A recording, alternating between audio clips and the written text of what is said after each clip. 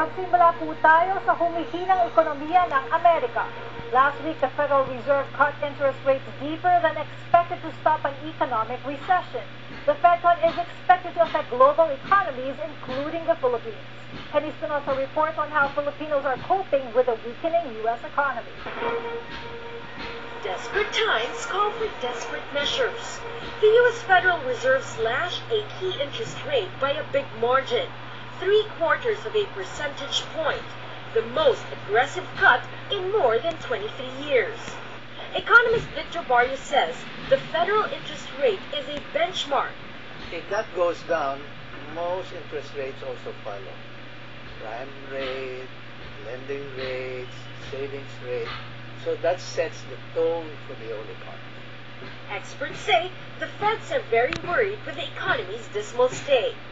The interest rate cut is just one of the ways in dealing with the crisis in the economy as well as in the stock market. Now, the rest of the recovery may depend on whether the housing slump improves and whether consumers will have renewed confidence to buy or not.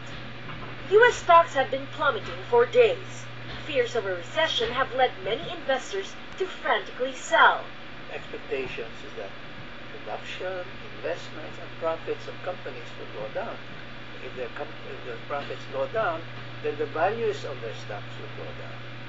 Victor's son, Lucky, has about $100,000 worth of stocks. He says this is a global economic crisis. So it affects not only here in the United States, but also in China and in India.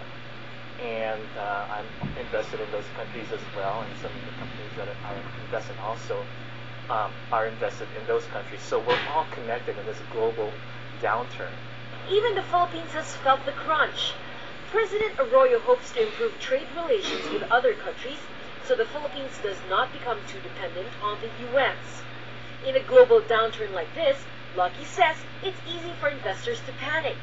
But it would help if you invest in companies that are proven to be stable. Another investor agrees. The only way you lose money is you sell it at a loss. So if you hang on to it, unless you really need the cash for whatever reason, hold on to it. That way you don't lose any money. Connie owns this jewelry store business in Daly City with her sisters. She says because of the weakening economy, buyers are more cautious to spend. We're just fortunate enough to have old customers that patronize us. Experts say the economy is driven by consumers. If the consumers don't spend, then the economic crisis will only get worse. Penny Espinosa, ABS-CBN News. And to help ease the crunch, the White House and Congress have struck a deal on an economic